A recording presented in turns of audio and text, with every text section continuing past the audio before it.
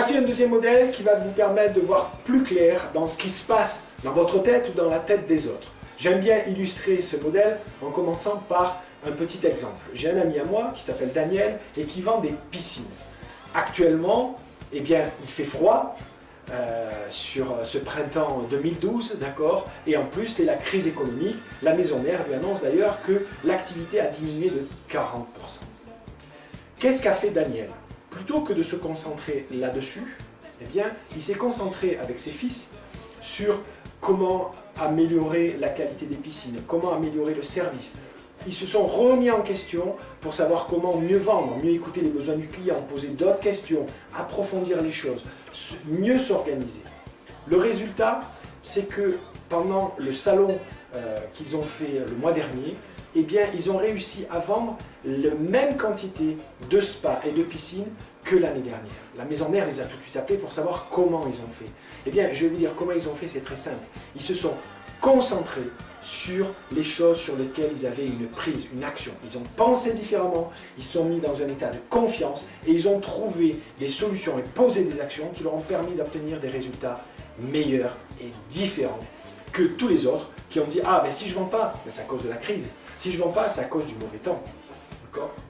Donc ce modèle, qu'on appelle la zone d'influence, est très simple. Vous avez deux zones. Une première zone centrale, qu'on appelle la zone d'influence, c'est toutes les choses sur lesquelles vous avez de l'influence, à commencer par votre façon d'agir, votre façon de penser, vos émotions. On a vu ça dans le processus de réalisation.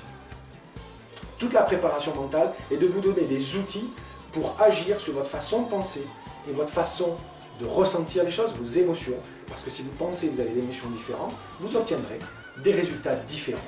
Et la plupart des gens perdent confiance en eux parce qu'ils pensent qu'ils n'ont aucune influence sur leurs pensées et sur leurs émotions. Ce sont des choses qui débarquent de on ne sait où, d'accord? Donc éventuellement, je les compresse, j'évite qu'elles sortent, d'accord? Mais je n'ai pas d'influence dessus. On va voir que vous pouvez avoir une influence, ce qui va vous redonner confiance en vous, puisque ça va augmenter votre zone d'influence. En agissant sur vos émotions, votre façon de penser, vous allez agir différemment. Et comme mon ami Daniel, vous allez avoir des résultats différents. En ayant des résultats différents, qu'est-ce qui s'est passé? Eh bien, Daniel a augmenté sa zone d'influence. Plutôt que d'être un bon vendeur de piscine au niveau des Hautes-Alpes, eh bien, la maison mère qui est en Espagne a commencé à l'écouter et il a augmenté considérablement sa zone d'influence. Tout autour de la zone d'influence, on distingue ce qu'on appelle les zones de préoccupation, c'est-à-dire toutes les choses sur lesquelles on a une conscience, mais on n'a aucune influence. Et ça, croyez-moi, les journaux télévisés, les informations, tout le système Internet, etc., sont des systèmes d'information qui nous donnent beaucoup de préoccupations, mais sur lesquels finalement on a peu d'influence. Pendant que je m'occupe de la crise économique, la crise financière, de peut-être l'accident nucléaire au Japon ou d'autres choses, eh bien je défocalise mon attention sur des choses sur lesquelles j'ai une influence. Plutôt que de discuter avec ma femme, de savoir comment s'est passée sa journée, et avec mes enfants, qu'est-ce qui leur ferait plaisir de faire, eh bien, je suis préoccupé par cette crise, par les choses vont mal en ce moment, les élections ne vont pas dans le sens que je veux, etc., etc., etc. Et bien donc, je ne m'occupe pas de ce qui est au plus près de moi, ma famille. Donc ce modèle est très simple et la règle est très simple. C'est plus je me focalise sur ma zone de préoccupation, plus ma zone d'influence diminue. Plus je me focalise sur des choses sur lesquelles j'ai une influence, plus ma zone d'influence grandit.